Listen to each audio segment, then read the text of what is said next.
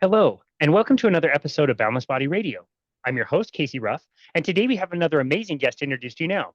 Dr. Avi Charlton is a low carb doctor who supports nutrition using a real food approach. She has a special interest in obstetrics, women's health, pediatrics, and recently, nutrition and metabolic health. She has done extensive education with Low Carb Down Under and Nutrition Network. She has treated many patients for weight management and helped them lose weight, improve nutrition, and even reverse metabolic syndrome and diabetes, as she has extensive knowledge using a low carb approach and practices low carbohydrate nutrition herself. She is extensively connected to the low carbohydrate community with many low carbohydrate professionals and is affiliated with many organizations, including Low Carb Down Under, Defeat Diabetes, Real Life Medicine, Diet Doctor, and low carb practitioners. Our former podcast guest, Tracey McBeath, founder of the Low Carb Lifestyle Hub, also has invited her multiple times to present on the Low Carb Lifestyle Long Weekend. Dr. Charlton is also part of an admin group of the Low Carb Melbourne Facebook support page, where she seeks to understand and help individuals along the way. She is a podcast host and the author of her new book, both of which are titled Prescribing Lifestyle, and her new book is also available for pre-order. Dr. Avi Charlton, what an absolute honor it is to welcome you to Boundless Body Radio. Thank you for having me, Casey. It's such an honor. It's been a long time coming. I know we're not exactly in the same time zone. It is 2 p.m. for me here in Salt Lake City, and it is 6 a.m. Tomorrow where you are in Melbourne. So I really appreciate you waking up early to come and hang out with us and educate us today. No problem. I normally wake early anyway, but thank you for inviting me. Yeah, of course. I'm an early person as well. We both kind of wake up about the same time. It sounds like as we were chatting offline. I'm normally up by like 5:30 anyway. Even Yeah, on days that I want to sleep. It is nice to get the day started. And for you, yeah, Melbourne is very, very cold right now. Is that right? it is. It's very cold. It's we're in a cold snap. It's about 2 degrees Celsius, and I've just got the heater on and I've got big jumper on.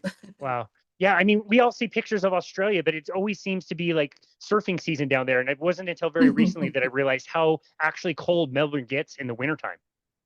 Yeah, it is very cold. We do go up to the snow for skiing in winter times in Oh, previous that's great. years. Yeah, yeah. Yeah. And it's also very humid where you are. Is that correct? No, it's very dry. Everything's Dry. dry, Australia. Yeah. Yeah, got it. Okay, so here in Salt Lake City, we also have lots of ski resorts, and since it is so dry, it makes this like really super powdery snow. Is that similar to what happens down near where you are if it gets that dry? Well, we do get very dry, but the snow, if it's fresh, it is very powdery. If you go to New Zealand, it's even better snow to ski.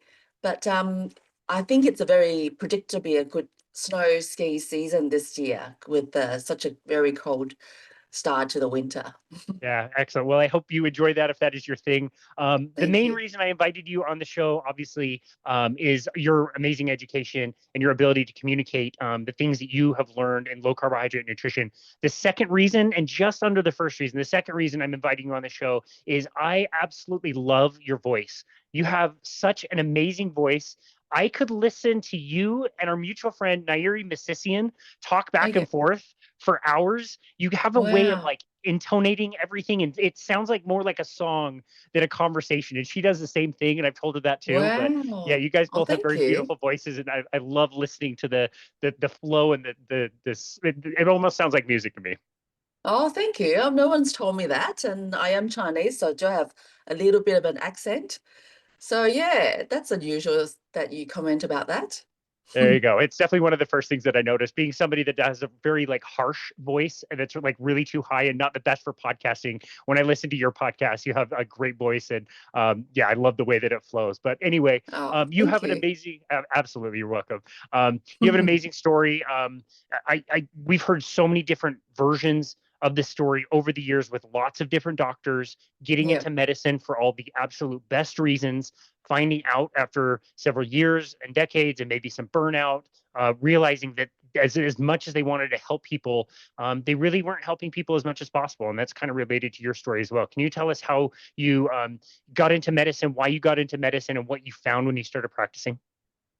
Yeah, yeah, absolutely. So I'm almost 50. So I've been a doctor for 25 years. We finished in the year 2000. And I've been a GP, general practitioner or family physician, for over 20. for most of it, I've been just a normal doctor, normal GP, prescribing coughs and antibiotics or coughs and colds and seeing whatever comes in. I had a personal journey about 8 or 9 years ago where I just wanted to lose some weight and I was tired. I had a patient who came in, I can't even remember what consultation she came in. She was just casually talking to me and asked me, "Are you having another baby?" And at that stage, I had my 2 kids already, and my youngest could be a toddler. And I was dumbfounded, and I was surprised that I don't feel very big and fat. And she thought I was pregnant, and I thought, oh my God, I need to do something about myself, and I need to lose weight and get myself right, because I Never, don't want ever, ever, never, never, never. Just somebody could be obviously 9 months pregnant. You never say that. to. I know I could be a little bit chubby, could be a little bit tummy, and for a very small, petite Chinese of me, that is very surprising, and I was dumbfounded.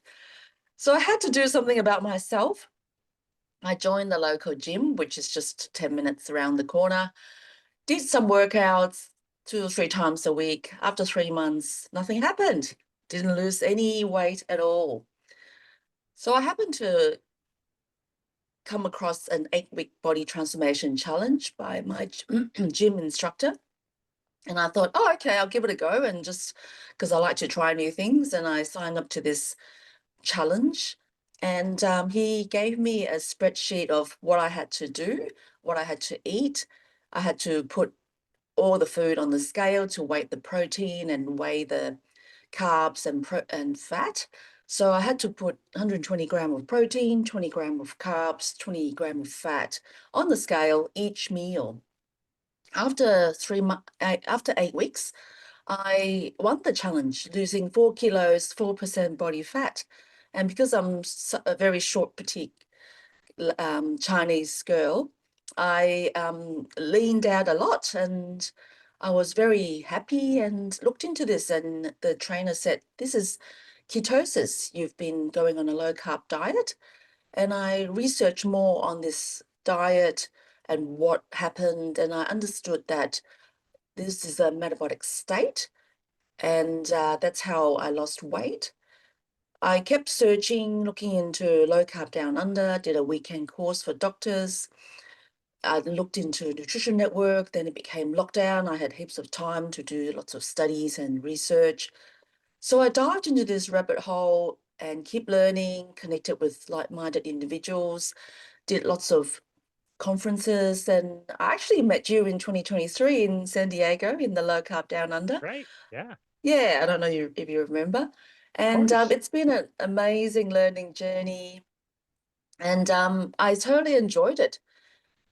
About 2.5 years ago, I decided one morning that I'm going to set up my own low carb clinic.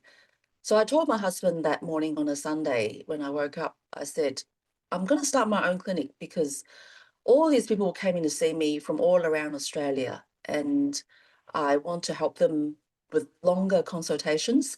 The usual consultations, about 10 minutes in and out, and it's just not very rewarding at all. So I extended my consultations to 45 minutes, and people had to pay rather than covered by, we call it Medicare in Australia. And these people are much more motivated because they've got longer time with me. They pay for the consultations, they're invested, and they come from even an hour or two away, driving all over the country to come and see me.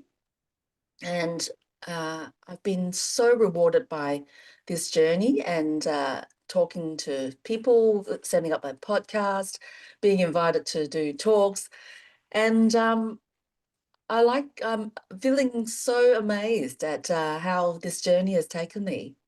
It's incredible. It is really all encompassing. And it's interesting to look back on those deflection points and, times that really change our lives. And it's funny that you were doing a weight loss contest and that's how you kind of found some of this stuff. I was doing the same thing, but on the Mm. trainer's side of things. We were hosting these weight loss competitions that the company would give us. And it was all about, buy the whole grains, make sure you eat all the fruits and vegetables, and like, here's all your workouts and shopping lists.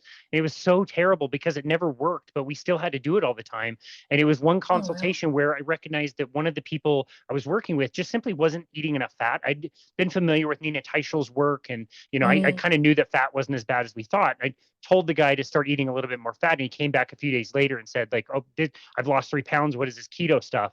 And that was Mm. that moment for me sent me down the rabbit hole of learning all about this stuff. And once you get into the rabbit hole, it's hard to get out. It's a It is. long kind of journey. And it's also interesting. I find it striking that you hear about ketosis and you know that it's a metabolic state. It is a Mm. way that your body uses energy. Yet this textbook behind me, my nutrition coaching textbook, it's 700 or 800 pages long. It's big and thick, and there is one sentence that talks about burning fat and making ketones. One sentence in that entire Oh, wow. textbook. It's kind of the same in the medical field. Like, you would think if we're talking about the way a human body can operate, you would know about it. It would be written about, or like people would tell you about George Cahill's studies and what happens to the Mhm. body when you put it into fasting. And like, it's crazy how hidden in plain sight this information is. Absolutely. I've never learned about it in medical school. Nobody's taught me, and I've only learned it since I've come into the journey. And I did my own research through the low carb community, Low Carb Down Under Nutrition Network, and that's how I learned about it in the last few years. Yeah, wow. One of my favorite authors wrote a book called Body Science, and he decided to coin the term ketosis, but the opposite of ketosis being glucosis. And he coined that Yes. term glucosis to kind of like understand that these are two hemispheres, these are two sides of the same coin, and they are metabolic states you can be in. And one is an emergency system, but unfortunately, our societies, especially around here, and it sounds like the same down there, we're running on the backup emergency system for carbohydrates and running that system all the time and completely ignoring this other system of burning fat and making ketones. Yeah, absolutely. I don't think it's very good to be burning glucose, and I absolutely and I feel so much better burning ketones and so much more energy, less bloated, my mind's clearer, and my patients say the same. And it's amazing teaching all these patients to switch their body fuel system, being metabolic flexible, then they can have much more feeling much more better in themselves. Yeah, definitely. And if you're listening and watching, you said you're just about to turn 50. You don't look at all like you're anywhere close to 50. You look very, very No. young, and it's something we noticed Oh. in our world as well. Yeah. Okay. So as a trained medical doctor, there must have been some trepidation on your end when you start learning about low carbohydrate and keto and eating fat. Like, what were some of the barriers that you had to overcome and you really had to research to feel comfortable not only trying this for yourself, but maybe suggesting this for your patients and eventually stepping out on your own? It's pretty scary stuff. Yeah, absolutely. I had to unlearn a lot of things that I've been taught. So I've been practicing for over 15 years like this in a traditional medical field. So lots of things I had to unlearn and relearn. And it took me a while to be comfortable to teach this to my patients, especially the thing that like it's okay to eat fat, like higher fat diets is okay. And then there's the whole story about cholesterol, that we should stop fearing cholesterol and learning how to read the cholesterol profile differently, and more about incorporating all the metabolic markers in looking into a person's health rather than just the total cholesterol number. So yeah, we can dive into all that if you wish, but I have unlearned a lot and then relearned a whole lot of different paradigm on how to look into metabolic health. Yeah, I love asking doctors this question, but do you believe that doctors should receive more education about nutrition when they're in training, or do you believe that if they got more education, they would be further indoctrinated in the wrong things? Yeah, it's very hard question. Probably a bit, you're right in both of those sentences. But I think doctors should be educated much more in nutrition because I don't remember being taught much about it at all. But yeah, if we're taught the wrong thing, that'll be even worse. So I think we need to get the right message out, which is very difficult because there's so many different camps of nutrition. We've always been taught to eat the food pyramid, eat so much grains and food and fruit and veggies. But I've unlearned all that and come to realize that it's the protein and the fat that's the most important. Fruit and veggies, you can have it, but you don't have to, and it's really not necessary. Whereas the traditional dietitians and nutritionists will teach you to eat all that. So it is very, very confusing and very hard to get it right. Yeah. Well, your podcast and your new book coming out is called Prescribing Lifestyle, which I think is wonderful. Can you contrast what your practice is like today, what it's like to work with somebody in clinic? Like you said, you're seeing a lot of very highly motivated people. They're paying, and so that's part of it. In some cases, they're traveling quite a long ways to come and see you. Can you contrast what your work is like today with what it used to be like when you were more in the medical model? How are those things so different? Yeah. I still work in the traditional medical model in the in and out consultation because I'm not quite getting out of it yet. But that medical model, the traditional one, is more of a reactive state. People come in, they have certain medical conditions, or maybe they've got a cough or a cold or a pain, or they just want a prescription, or they've got a certain agenda that they come in. And that model is just trying to solve something for the patients and it's reactive. Whereas the newer model that I'm trying to incorporate with prescribing lifestyle is more of a proactive state, and I'm trying to give them the tools to empower themselves, try to encourage them to look into improving their nutrition, or I might give them some exercises to strength train, or setting them up to build up healthy habits, or maybe I tell them to breathe better, breathe through their nose rather than breathe through their mouth, and do some meditation, mindfulness, work on their mindset. So I am empowering patients that they can take charge, and we are proactive and practicing preventative healthcare. Patients, they feel much better. They feel like they can get the tools, and then they go away. Then they come back to have an accountability session with me, let's say 4 weeks or 8 weeks. Or maybe they come back 4 weeks later and want me to guide them onto a different kind of a lifestyle. I have some people that keep coming back every 2 weeks and they want to work on a different habit every 2 weeks because they worked on, let's say, nutrition for the first 2 weeks, and then maybe 2 weeks later they work on mindset, journaling, gratitude. And it's so empowering. We're setting up patients for good, healthy habits and setting up for in longevity. So yeah, I'm totally enjoying this pathway.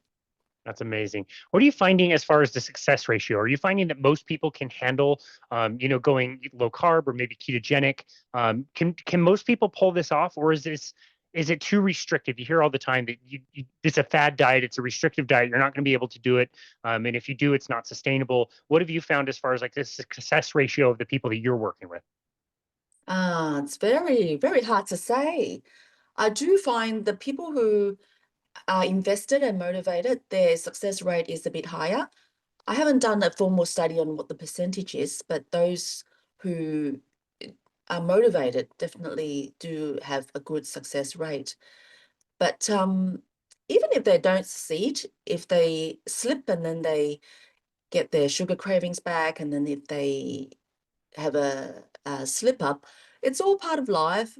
We shouldn't be blaming ourselves. It doesn't matter. And it's all part of a learning process. So there are those patients who come back and say, oh, I need some extra help. They need more motivation, more accountability. Maybe they need to incorporate a health coach. Maybe they need to sign up to something else and have more touch points. So it's all part of life. It's all part of learning. And yeah, totally embrace all that. Yeah, that's great. One of my favorite podcast episodes that you were hosted on was a couple that was interviewing you, and you could tell they were into the strength training and they were into healthy diets, but they were not necessarily like in the low carbohydrate camp. And so they No. wanted a few things cleared up. And I love the way you explain things. And obviously, you're not going to be like combative when you're going on somebody else's show and answering questions. But I thought it'd be Yeah. fun to kind of bring up some of the points that they made and maybe have you explain some of the things. And the first one is sustainability, which is kind of related to the last question I just asked you. I think it was the guy in the podcast was like, well, we know that restrictive diets aren't sustainable. People are not going to do this, and they're going to have parties, and they're going to jump off of this, and the holidays, and all this stuff. And like he was a little bit incredulous that people would do this, could do this for a sustainable amount of time. And I think of myself, like I've been carnivore pretty strict for 6 years. You've been on low carb Mm.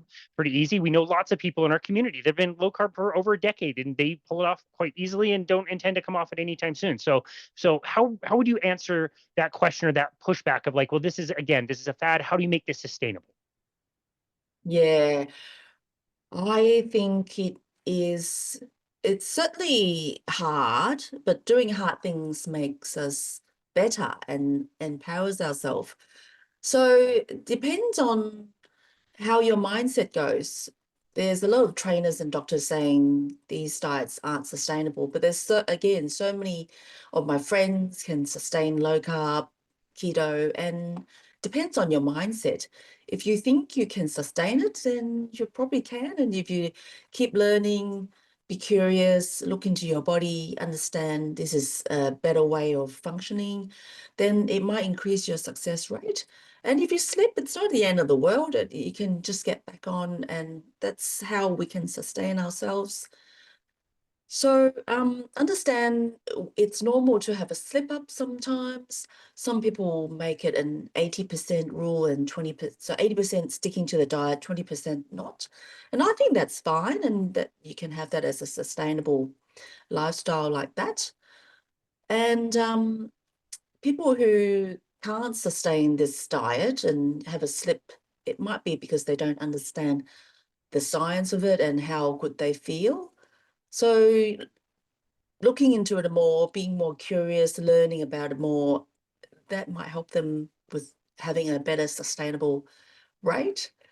But if they don't sustain it, that's totally normal as well.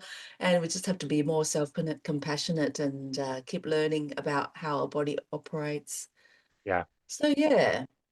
I really liked in your answer where you said like you're going to be feeling better. And I don't think a lot of people realize how self-motivating trying this type of a diet is because you get more benefits down the road and certain things resolve quickly and some take a little bit longer. Some require people to take that additional step to a very highly strict ketogenic diet or a carnivore diet.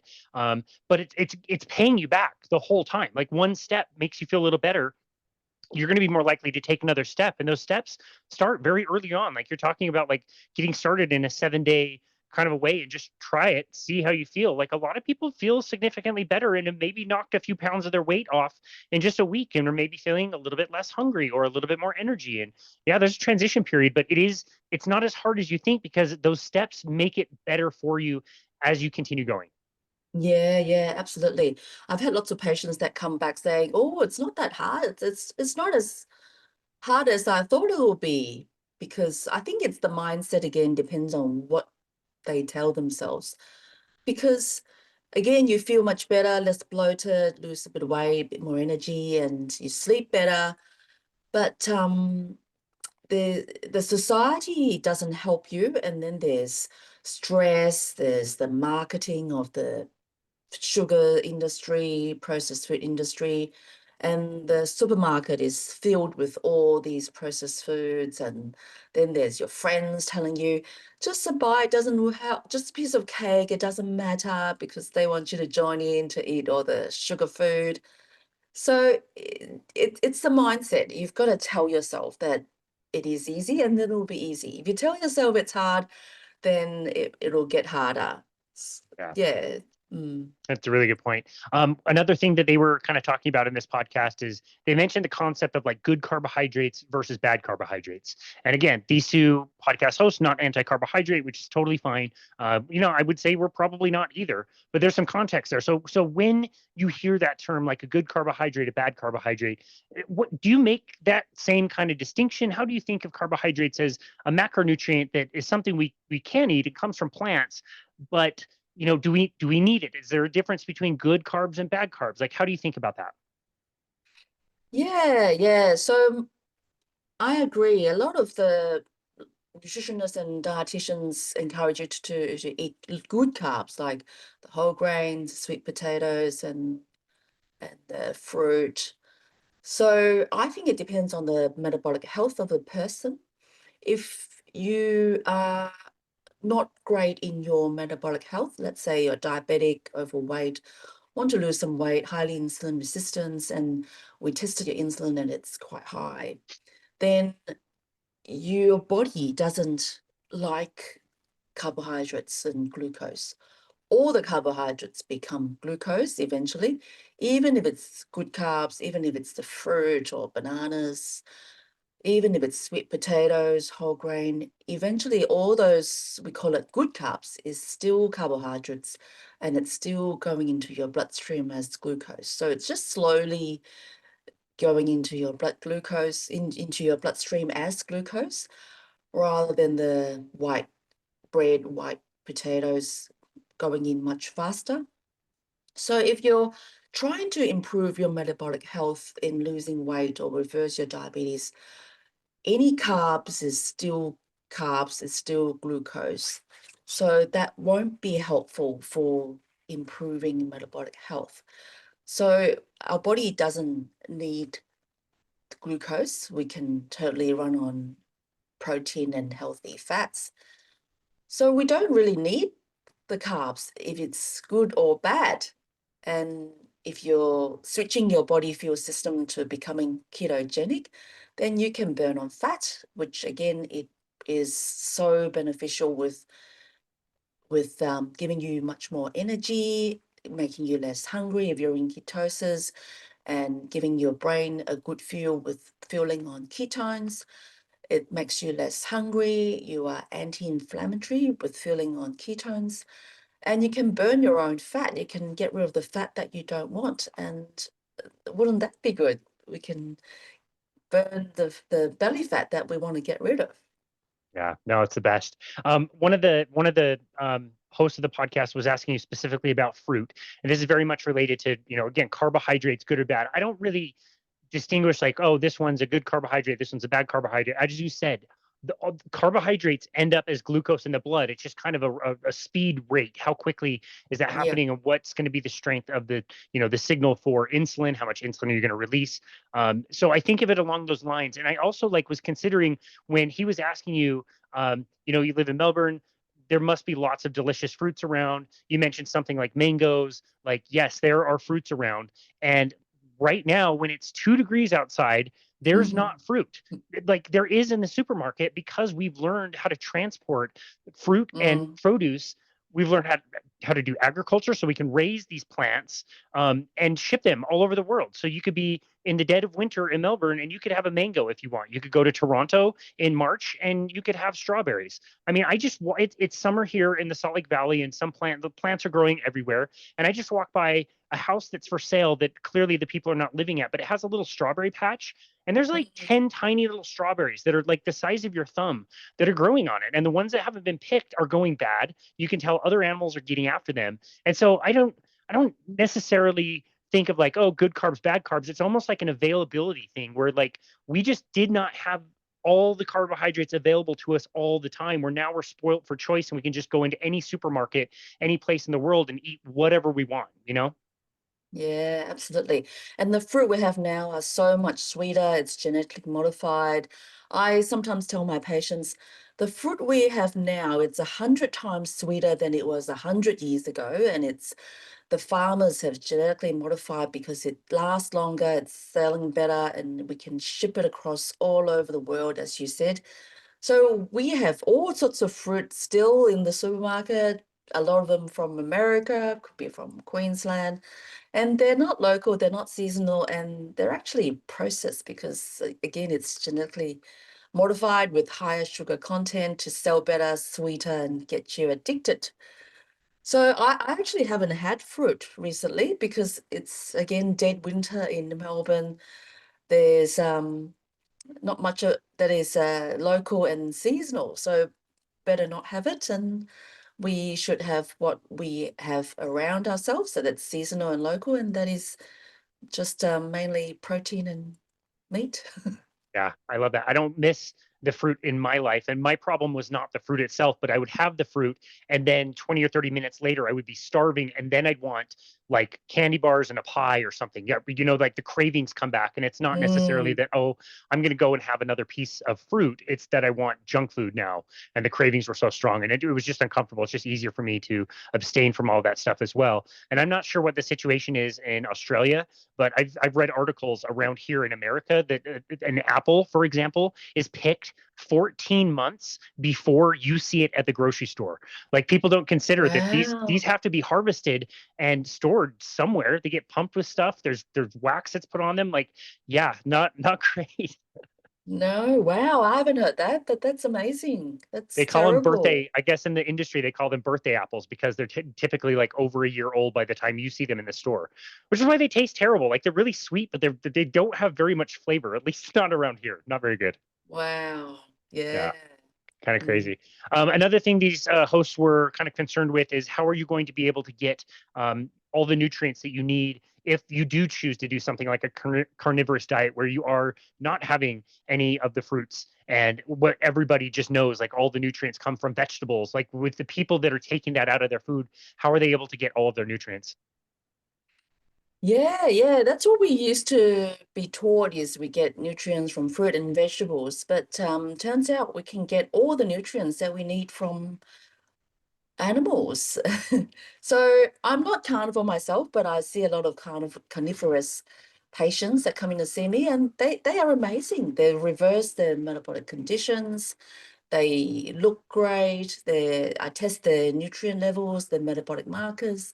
They lose weight. They feel amazing.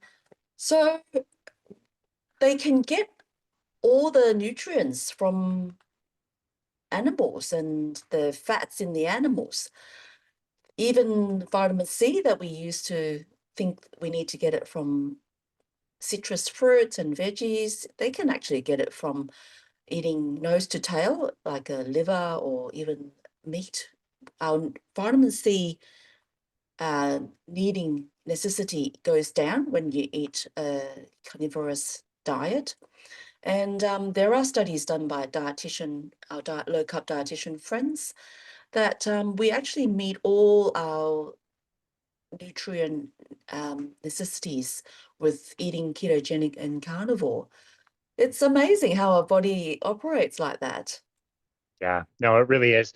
And yeah, I give the host credit because they were really open-minded and they allowed you to kind of explain some of these things. And they had a good curiosity about it, which I really appreciate. And there was just Yeah. one topic that they like, no, they're not having it exactly. Especially the female host when you mentioned like fiber. What is the use of fiber in the body? Yeah. I don't think she could quite wrap her mind around that. And I remember being there too. We all had to learn that maybe fiber wasn't as good for us as we thought. But yeah, how do you respond to the necessity for fiber? You have to have it for healthy digestion. You have to have fiber for the gut microbiome. Everybody knows that. Like, what have you learned as far as like the lack of fiber on a really low carbohydrate or carnivore diet? Yeah, I had to unlearn that we really need fiber as well. So that's something that I've unlearned, that fiber is necessary. And all these people that don't eat veggies, don't eat fiber or carbs and plant material, they feel amazing. There's lots of anecdotal people that come and see me that they feel much better. Their gut health is better. They don't need the fiber to help them with their bowel motions.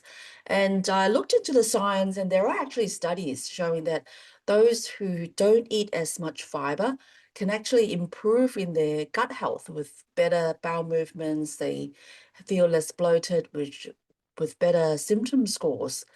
So there are actually studies showing that. And so our body actually doesn't need the fiber. We can certainly operate on just protein and healthy fats. And the fiber is just there to bulk up the poops and make you poop a bit more. I've actually come to my thinking is those who eat the carbs and the bread and the usual diet, having fiber will be certainly beneficial for their gut microbiome, and that will help them with moving along with their bowels. But those that don't eat the carbs and the bread, potatoes, and the chunky stuff, not having fiber is fine, and fiber is not necessary for our low carb community, kind of carnivorous community. And if you're feeling fine, you don't need it. Our body Yeah. can feel on ketones, and the uh, ketogenic diet, the ketones will operate fantastically in their bowels. Yeah. Yeah. You definitely see that with a lot of people in our community where they've completely eliminated fiber and they feel better than ever. You think about it, like, where is that fiber going? Your body can't really use it. So, yeah, maybe if it's feeding the gut microbiome, like that might be one use for it. But at the end of the day, it's just waste product. And a lot of people report that going on carnivore diet, they don't go number two nearly as much. The volume is much less. The time on the toilet is much less. Like it's a much more pleasant experience. You There was this woman that put out a video. It was either last year or the year before. That she promoted like a very high fiber diet, and her and her Mm. husband after meals would go out and do these fart walks. She called it fart walks, and there was like a hashtag called fart walk, and she's like, Oh and my God. she did this whole video like, yeah, we have a high fiber diet, so every dinner, every evening after dinner, we have to go on these walks for 15 and 20 minutes and get our flatulence out. And it kind of went viral. I'm like, I don't think that's such a good idea to eat all that fiber if that's what you need to do after dinner every meal. Yeah, yeah.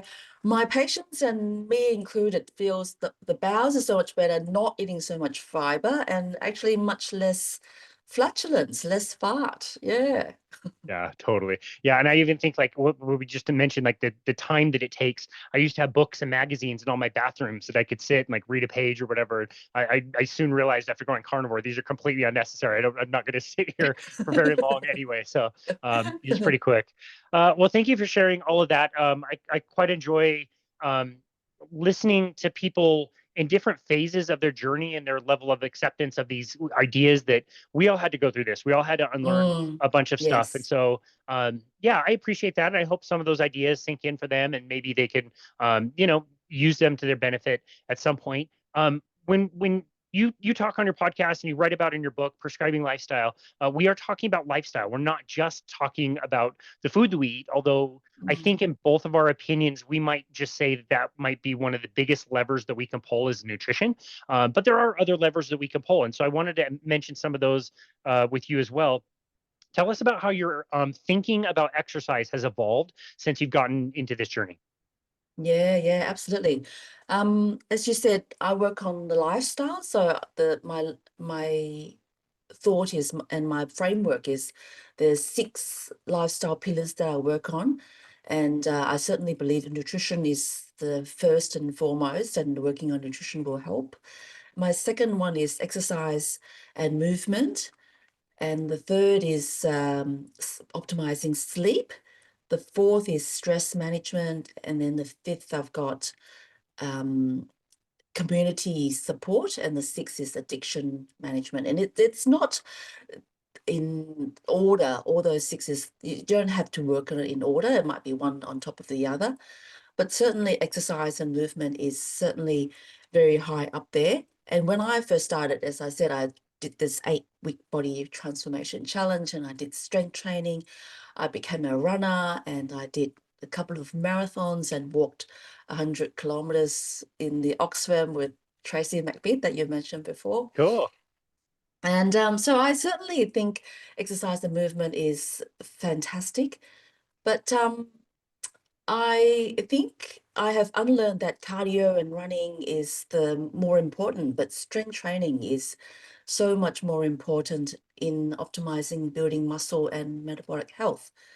So if I have a patient who don't exercise at all, I just ask them to just do a bit of movement, learn how to do a little bit of lifting, and if they try to do some strength training, do some squats, do some push-ups to try and start building their muscles, that will help them with increasing their muscle strength and building more muscles and optimizing their metabolic health as well. So that's how I would start my patients. It's just 15 minutes twice a week. That's all you need. You don't need to be very long, and you can slowly build up on getting more strength and lifting a little bit more weights.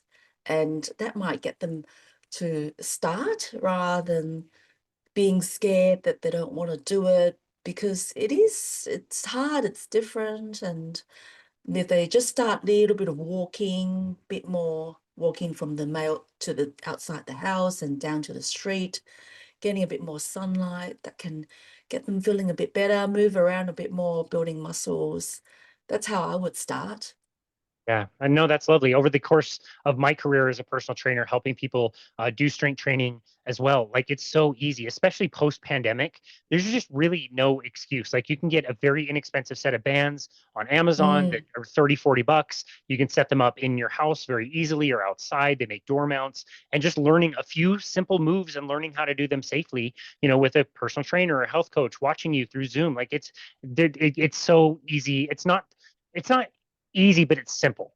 You still have to put some yes. work in, but it is you get into the flow of things and realize it wasn't as complicated as people make it out to be. You don't need expensive programs or plans and things like that. You mentioned the cardio. I don't want to necessarily put you on the spot if you haven't done a ton Mm, of research on this. Maybe this is just like observational, like things that you've observed. You said that you have less value in cardio than you used to. Are you aware of any good research that says that, how we even came to call cardio is actually like all that good for us? Could it be that cardio itself maybe not even as good for your heart as people say it is, and actually like could be very much overdone and could cause issues in people's hearts, for example, the yeah, cardiovascular yeah. system? Absolutely. I can't quote any studies. I haven't looked into the studies, but I have heard if you do overdo the cardio, if you running too much, and you actually have a higher chance of an increased coronary artery calcium score. So the scores are actually on average higher in those that run marathons and extreme endurance exercises. So I think cardio can be overdone if you're not training enough and if you're not having a good metabolic system. So I think we need to do both. Ideally, we need to strength train and do cardio and look into our other metabolic health pillars like eating right and don't eat too much carbs and not be causing our body to be inflamed, because doing too much cardio is actually inflammatory and it inhibits recovery. So again, I can't quote on studies, but I've heard talks that we can't do too much cardio. Yeah, it's very interesting, and it happens all the time that like a marathon runner has a heart attack, and we just say, "Oh, he was so healthy. I can't believe he had a heart attack." When it's like it seemed to be like in the 60s and 70s that word started popping up with the jogging Mm, craze and aerobics and like the evidence that we should even call it cardio. Is it that good for you? I've seen things that say that strength training is just as good for the heart as other things, yeah. and maybe without the wear. And you think, what is most people doing a lot of cardio are probably fueling that cardio the way I did when I was competing in cycling Mm, by throwing a bunch of carbohydrates down my throat. Like not the best yeah. way of doing things. So yeah, I really appreciate that, and I agree with you. As the longer I've been doing this, the more value I put in. Do some strength training. Doesn't need to be long. Doesn't need to be like hours a week. And spend the rest of your time walking. Get outside and walk. I think is one of the very best things you can do. Like you said, outside, sunshine, barefoot if possible. Yeah, amazing.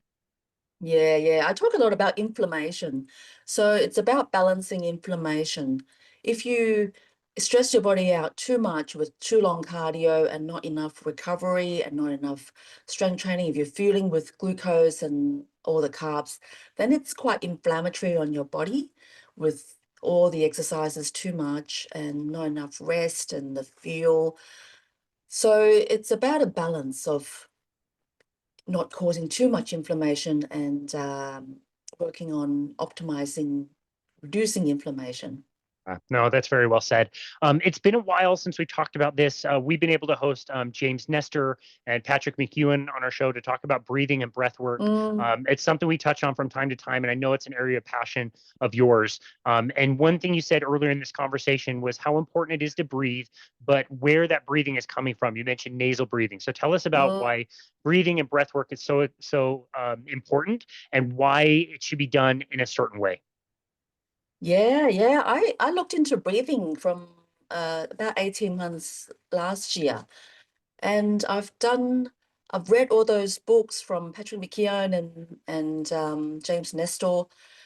And I looked into breathing. I did functional breathing coaching course, and I've become a breathwork facilitator. It's been an amazing journey as well, and unlearning all the things about breathing and learning new things about how just breathing right can make us feel much better. And I do breath work myself every day on a daily basis in the morning and sometimes more in the afternoon as well. So yeah, just picking up on my family medicine practice, general practice patients that come in, just telling them that you should breathe through your nose is so much better than breathing through your mouth, because quite often we're not aware and we're not taught, and our parents, like if you're a child, our parents haven't told us that you should be nose breathing, and we just let our kids mouth breathe, and the kids have blocked nose and they breathe easier mouth breathing. It causes so much havoc in our body because our nose is made for breathing. Our mouth isn't for breathing. Our mouth is for talking and eating. And there's like even more than 30 benefits of breathing through your nose. Breathing through your nose will warm the air, it'll humidify it, make the air less irritating to your airways. It'll filter out the germs. It'll produce nitric oxide, which has got lots of amazing properties, opening up blood vessels and anti-inflammatories, and killing viruses and germs from getting into our body. So I've come to see that if you're mouth breathing, you can have chronic coughs, and if you get a cold, you can have cough that lingers on for much longer. You're more likely to have asthma, and even if you're a child not breathing through your nose and breathing through your mouth, you can have jaw deformities, so you're more likely to have a receding jaw, and you're more likely to have braces and needing orthodontic work, and even mental health problems like ADHD, anxiety, not breathing right and breathing into upper chest rather than deep into the diaphragm. So you're more likely to not sleep properly, and you can snore, not getting the right nutrients into your bloodstream, and the oxygen and carbon dioxide balance might not be right. So there's lots of different amazing properties just by breathing through your nose.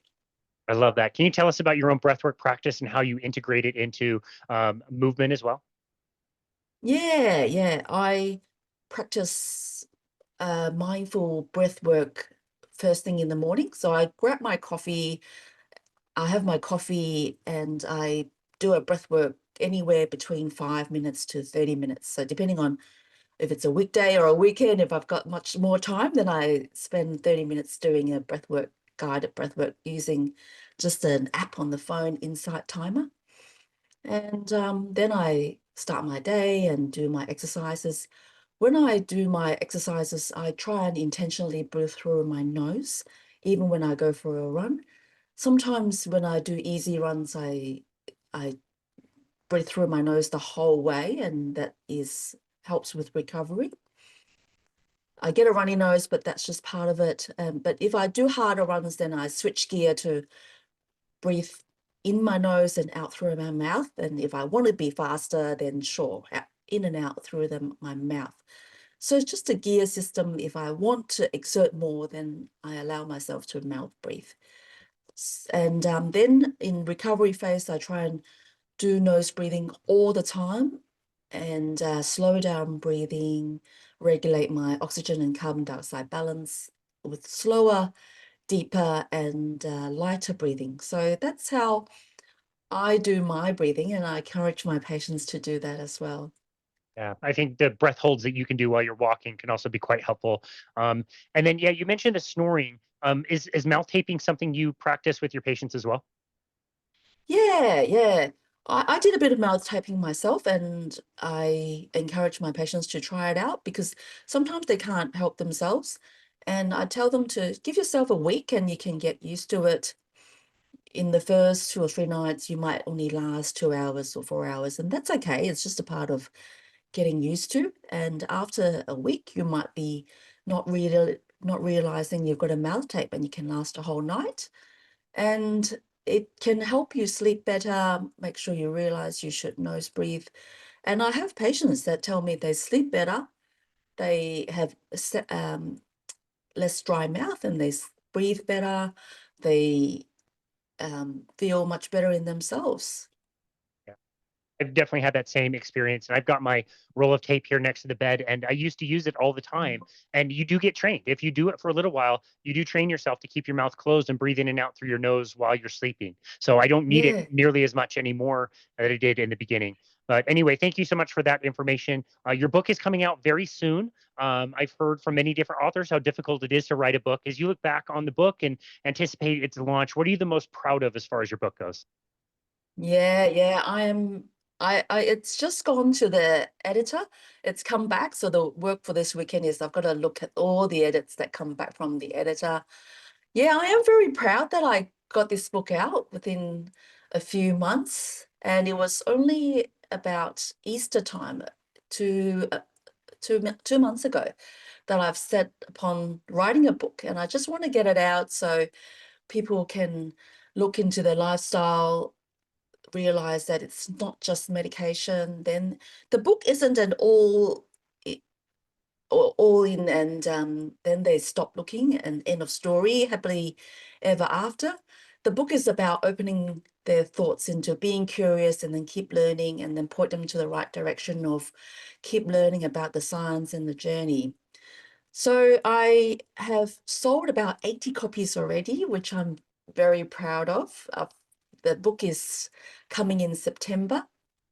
I've got so many people that believed in me and invested in me and pre-bought the book, even though it's not quite in the printing process yet. So that's the most thing that I'm proud of, that I've pre-sold about 80 copies. That's amazing. Congratulations. If you're listening and not watching, the smile on Avi's face is like ear to ear. So happy. I'm glad you're very proud of the book. Again, it seems like it's so much work to put together, but it's a really cool that you were able to do that. And this has been a wonderful conversation. I've really enjoyed this. And like I said in the beginning, this has been a long time coming. So, Dr. Avi Charlton, where would you like people to go to find you and connect with you and your work? Yeah, thank you, Casey. Thanks for having me. So I'm very active on social media. My handle is Dr. Charlton Lifestyle GP. On Facebook, Instagram, and on LinkedIn is just Dr. Avi Charlton. I've got a YouTube channel called Dr. Avi Charlton as well. And I've got a podcast called Prescribing Lifestyle, and that's on Apple, Spotify, YouTube, and a few other smaller podcast channels. And yeah, people can come and find me. And if you're in Australia, I can see them for consultations. They can look up Melbourne Low Carb Clinic. And if you want to look into breathing retraining, I've got a new website called Breathe in Health. So they can come and find me in all those channels, and you can just follow me on social media and we can connect. Excellent. We will link to all of that in the show notes. And like I said, thank you so very much for waking up early to do this interview and chat with us today. That was really fun, very practical, and really entertaining and engaging. So thank you very much for all of your work. I hope your book continues to do well in its pre-sale. And thank you so very much for taking time out of your busy day to be on our show today. We really appreciate you. No problem. Thanks again for having me, Casey, and lovely to Uh, connect. of course, it was such an honor. And this has been another episode of Boundless Body Radio.